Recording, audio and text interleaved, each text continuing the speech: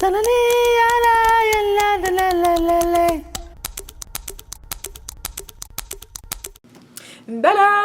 Bonjour à toutes et à tous. Donc aujourd'hui j'ai reçu une question qui me demandait qu'est-ce que je pensais de l'ascension. Généralement maintenant dans le courant de la spiritualité on entend souvent ce mot ascension, qu'il faut faire certaines choses, toutes les choses qu'on fait, il y a des différentes étapes qui vont nous amener à justement transcender ce monde et on doit tous se préparer à transcender et passer à autre chose, etc. etc., etc. Pour moi, je vois que en fait l'ascension, ce concept d'ascension New Age, ce qui est un concept New Age, la spiritualité New Age, des temps modernes, whatever, pour moi, je l'égale tout à fait à la conception du paradis. Donc il y a des personnes qui vont dire, écoutez, moi j'ai fui la religion parce que cette idée de paradis ne me plaisait pas ou parce que pour X raisons Z, mais quand ils se lancent dans cette idée d'ascension, pour moi c'est égal. C'est l'ascension, on va te dire, ok, il faut que tu augmentes ta vibration, il faut que tu manges d'une certaine façon, il faut que tu fasses certaines choses, il faut ça, tout ça dans le but de pouvoir atteindre un nirvana et puis aller quelque part qui sera exactement un peu comme le paradis. On vous promet des richesses, on vous promet un endroit tellement magique, merveilleux, etc. Que vous allez être mieux, vous allez pouvoir faire ci, faire ça, exactement comme le paradis. Donc en fait, c'est juste un autre moyen de vous amener à vous élever. C'est tout ce que ça, c'est seulement ça la différence. C'est juste un moyen différent. Là, on va vous dire un peu plus de choses qui sont pratiques. La religion est très théorique, on va vous demander de croire, de prier, etc., etc. Alors que les démarches pour l'ascension, pour augmenter votre vibration, sont plutôt très très terre à terre, très très pratiques. On vous demande de manger d'une certaine façon, de faire attention aux gestes que vous faites, vos pensées, etc. C'est vraiment un échange qui est beaucoup plus, qui demande beaucoup plus de l'individu dans le sens où on regarde toutes les facettes de qui vous êtes. Et puis le chemin est beaucoup plus personnifié. C'est pas juste vous dans un groupe, c'est plutôt vous l'individu qui est au cœur de ce cheminement spirituel. L'ossature est à peu près la même chose que dans la religion par rapport au paradis. Parce que, ultimement, le but, c'est de vous pousser à agir d'une certaine manière afin que vous puissiez arriver au paradis ou à transitionner, etc. Et moi, je ne souscris pas ni à l'un ni à l'autre. Tout simplement parce que moi je ne souscris pas à l'idée qu'on est ici enfermé et puis qu'on a besoin de faire certaines choses pour aller ailleurs dans un endroit qui va être mieux. Je ne souscris pas à ça et je pense que je l'ai déjà dit dans ma vidéo sur la conception de la spiritualité africaine, ma conception, pardon, de la spiritualité africaine, où il n'y a ni paradis ni enfer, où les conséquences de nos actions, on va les voir ici sur cette terre maintenant, où on va les voir avec notre train générationnel, donc certaines choses qu'on va appeler à nous peuvent être transportées dans les générations qui suivent après nous, et qui sont notre lignée. Je me dis aussi que nous, on choisit de venir. On s'annonce, on choisit de venir, on choisit sa mission, on sait ce qu'on a à faire. Ça fait que cette idée d'échapper à quelque chose ici-bas, elle n'est pas là. Ça fait qu'on se comporte d'une manière parce qu'on en voit les fruits ici. On en ressent les bénéfices ici. Donc par exemple, quand moi je fais une action et j'en ressens tout de suite la négativité ou les bénéfices, à long terme, à court terme. J'ai pas besoin d'attendre dans une autre vie pour le voir. Quoique toutes les vies s'engagent l'une à l'autre, elles construisent les unes sur les autres. Et je pense que c'est une vision qui est un peu différente, bien sûr. Et moi, j'ai ma propre vision, donc je ne dis pas qu'elle est meilleure du tout. Moi, je dis juste que c'est ma vision et c'est la vision qui me sert dans mon expérience ici. Donc, j'ai pas à adhérer aux autres visions et je ne me demande pas d'adhérer à la mienne. Moi, je partage juste ma perception comme la question qui a été engagée par la Béné. Et donc, c'est ça. Moi, je souscris, je m'engage à faire certaines choses parce que je ressens le besoin et le besoin intrinsèque. Ça veut dire qu'il y ait une ascension, qu'il y ait un paradis quelque part. C'est super, c'est génial, mais mon but n'est pas d'arriver là-bas. Mon but est de faire de mon mieux ici, tant que je suis ici, d'explorer ce que je dois explorer, ce que je veux explorer, et de m'épanouir dans le processus. C'est vraiment ça mon but. Et puis d'éviter aussi d'engendrer des conséquences négatives pour d'autres. Donc il y a un paramètre que je prends qui est différent et qui vient vraiment de manière intrinsèque. Et la façon dont je le sais, c'est que pour moi, même s'il n'y avait pas de paradis, je serais probablement en train de faire la même chose que je suis en train de faire maintenant. Et c'est un peu la question que je veux poser à cet abonné qui demandait un peu, la différence ou si elle devait choisir entre le paradis et l'ascension ou la transition, la transcendance, etc.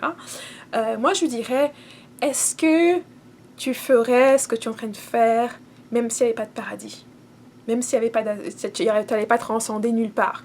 Et s'il s'avérait qu'il n'y avait pas de paradis, et s'il s'avérait que tu n'allais pas transcender nulle part, est-ce que tu serais toujours en train de vouloir donner du meilleur de toi-même? Est-ce que tu serais toujours en train de vouloir justement aider les autres, de faire ça? Est-ce que c'est des questions fondamentales à te demander?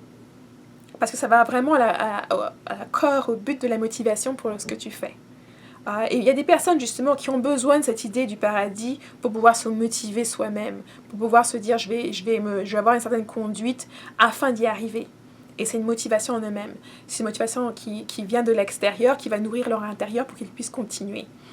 Et de même, les gens qui vont dans l'ascension, ils vont avoir cette notion en disant « Ok, je vais commencer à faire attention à ma santé, je vais commencer à me comporter d'une certaine manière pour pouvoir transcender ce monde et arriver à être meilleur. » Et donc, c'est aussi une source de motivation pour eux. Puis, il y a des gens qui n'ont pas besoin de ça. Il y a des gens qui n'ont pas besoin d'adopter une tradition précise, un dogme précis, une école de pensée précise, une philosophie précise qui agissent parce que justement c'est un besoin qui est intrinsèque à eux, un besoin qui les pousse et que peu importe ce qu'il y a à l'autre bout, ils seraient toujours en train de faire ce qu'ils font. Et donc c'est une question, c'est pas pour te déboussoler ou pour te dégager de la voie que tu as choisie, c'est juste pour que toi tu puisses savoir justement pourquoi est-ce que tu suis cette voie et aussi les bénéfices que tu peux en tirer. Et de pouvoir justement, une fois que tu as cette perception et que tu sais cette notion-là, ça va te permettre maintenant de pouvoir te motiver toi-même au jour le jour, de pouvoir vraiment utiliser ces outils-là pleinement. Moi je dirais, chacun doit trouver son chemin et ton chemin doit te permettre de t'épanouir. Okay, cette histoire de faire que vous devez être dans la souffrance, etc., c'est quelque chose qui est un peu trop rabâché parce que quelque part, on rencontre tous de la joie à un moment donné de notre journée. Et on sait tous que la joie est bien plus agréable que la tristesse, est bien plus agréable que la peur, est bien plus agréable que la colère. Donc cette idée selon laquelle votre expérience ici devrait être une expérience qui est pleine de douleur et de souffrance est un mythe. Maintenant, il vous suffit de choisir justement le chemin qui résonne vraiment avec vous, qui résonne vraiment avec vos valeurs et vos objectifs et qui vous permet de rester motivé. Et ce chemin-là, pour certaines personnes, c'est l'islam. Pour d'autres, c'est le christianisme. Pour d'autres, c'est le bouddhisme. Pour d'autres, c'est l'hindouisme. Et on a toute une variété de philosophies, de systèmes spirituels. Il y en a tellement qu'il y a vraiment pas de raison pour vous de ne pas trouver celui qui va vous aller ou même de créer celui qui va vous engager le plus. La latitude et le choix est vraiment le vôtre. Et il vous suffit justement de vous engager. Et je pense que quand je parle en disant s'engager, il faut prendre le temps des outils qu'on découvre. Que ce soit des outils qu'on veut utiliser, qu'on voit qui nous servent, mais il faut prendre le temps de les utiliser, de les pratiquer. Donc souvent, j'ai des questions de personnes qui disent « Moi, je viens de découvrir les cristaux il y a 2 mois, et après ça, une fois que je l'ai découvert, je commençais à lire tout ce que je pouvais trouver sur Internet, et là maintenant je saute, j'ai découvert la méditation, maintenant j'apprends tout ce qu'il y a sur la méditation, et maintenant, cette semaine-ci, j'ai découvert l'astrologie, et je suis en train de... » Non, vous sautez à gauche, à droite, parce que vous êtes déjà un peu surexcité, parce que vous avez découvert des choses, peut-être un monde qui était un peu méconnu de votre part, mais en même temps, en sautant comme ça, vous n'allez pas y trouver un fond, vous n'allez pas y trouver de la substance, vous faites que un survol superficiel. Pour savoir si est-ce que les cristaux par exemple ne m'intéressent pas du tout, est-ce que c'est quelque chose que je peux vraiment utiliser. D'abord, il faut prendre un pas en arrière, il faut sélectionner une chose qui vous appelle le plus sur le moment. Ce qui vous appelle le plus maintenant, faut y passer du temps. 1 semaine, ça va pas être suffisant. 1 mois, ça va pas être suffisant. Parfois, il faut faire 2 années, 3 années. Pas seulement à lire des livres, mais à pratiquer les exercices qui viennent avec. Avec les cristaux, par exemple, il y a la méditation avec le cristal. On lui parle, on médite avec, on voit les genres de pensées qui nous approchent avec ce cristal-là. Les genres de choses qu'on peut lui demander aussi. Par exemple, parfois, vous pouvez lui demander d'où est-ce qu'il vient, avoir une idée précise d'un pays qui vous vient en tête. Il y a toutes des séries d'exercices que vous pouvez faire justement pour savoir est-ce que vous vous connectez avec cette pierre, est-ce que cette pierre vous parle, ou bien est-ce que... vous n'y voyez pas votre compte là-dedans. Peut-être que vous avez aussi un problème de connexion avec ce cristal-là en particulier ou avec les cristaux en général. Donc, vous ne pouvez pas savoir ça si vous n'y mettez pas du temps. Ok, tout comme vous allez sauter sur les cartes de tarot et puis dire, ah voilà, là vous êtes fan de tarot, etc., etc. Et puis vous allez commencer à utiliser cet outil n'importe comment, sans savoir comment bien s'en servir, peut-être aussi les petites démarches à faire avant, comprendre ce que ça introduit dans votre psyché, comprendre aussi les répercussions que ça peut avoir au niveau énergétique. On saute pas dans tout et n'importe quoi. On prend un peu de recul, on parle peut-être avec des personnes qui font déjà ça, qui sont déjà là-dedans, pour évaluer certaines choses avant de se lancer dedans. Après, on saute à l'astrologie, on voit un peu les planètes ici, les planètes par ça, on achète plein de livres, mais au final, on fait rien avec. Donc c'est ça un peu qu'il faut, dans cette ère du tout et maintenant, prendre du recul. Il n'y a rien qui se fait tout maintenant là, dans la spiritualité, dans le développement personnel ou dans la transformation de soi. C'est pas du fast-food. Donc si c'est ça que vous cherchez, vous êtes à la mauvaise héberge, et puis il n'y a personne qui va pouvoir vous donner ce genre de résultats. Les transformations que vous allez voir sont les transformations qui vont revenir avec le temps, parce que vous y mettez de l'effort, et parce que justement ça va vous pousser à changer votre perception des choses et à changer votre façon d'agir. Et c'est pas en faisant une semaine dans ça, une semaine dans ci, 3 jours là-bas qu'on y arrive. Au contraire, on va avoir maintenant une perspective vraiment superficielle des outils qu'on a pu voir. On peut même avoir une perspective qui est complètement erronée parce qu'on n'avait pas pris le temps de voir le contexte, de voir la culture d'où ça vient, de voir comment ces personnes-là l'utilisent, de quelle manière, dans quel contexte. On peut même parfois plaquer ses propres préjugés sur un outil sans vraiment le comprendre. Et puis le pire, c'est quand on prend ces ascensions-là et on commence à les partager à gauche, à droite. Et puis ça nuit non seulement à l'outil, ça nuit à la communauté qui a énergisé ces outils-là, qui les a préservés pour nous, ça nuit à tout le monde. Et je pense que moi, quand on approche le développement personnel, tout comme le développement spirituel, avec la sanctité que ça prend et notre reconnexion au divin et à nous-mêmes, on y apporte une certaine dose de respect, on y apporte aussi un certain engagement. Parce que je pense que sans engagement, on ne peut pas avoir de résultats. Tout comme le développement personnel. Si vous voyez que vous êtes dans une situation qui est intenable, va falloir faire un engagement de changer. C'est seulement par un engagement de changer que vous allez pouvoir sortir de là. Pas en répétant les mêmes choses, en faisant les mêmes choses. Donc ça va demander un minimum d'engagement. Et je pense que parfois, les gens ont tendance à ne pas vouloir mettre cet engagement-là. Et malheureusement, ils ne vont pas en tirer tous les bénéfices qu'ils pourraient avoir de n'importe quel outil, que ce soit un outil spirituel ou un outil de développement personnel. Si vous n'êtes pas prêt à y mettre le travail que ça prend, ça ne marchera pas. C'est tout comme si vous voulez changer votre corps et aller commencer à faire du sport, etc.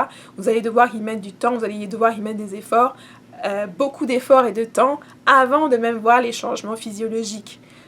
Et bien sûr, les changements mentaux aussi.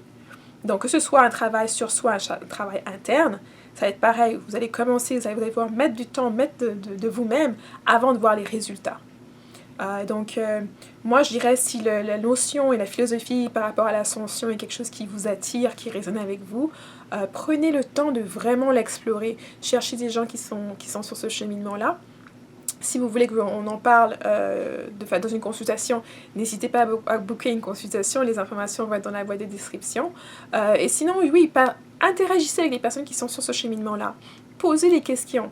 Il n'y a jamais de questions bêtes. Il vaut mieux poser toutes les questions qu'on veut poser avant de s'engager dans un cheminement pour pouvoir justement avoir le maximum d'informations qu'on veut avoir. Et une fois qu'on s'engage, on y prend le temps, on y met l'énergie qu'il faut pour justement en tirer les bénéfices et puis pour justement évaluer est-ce que c'est vraiment une pratique, un outil qui me sert ou pas.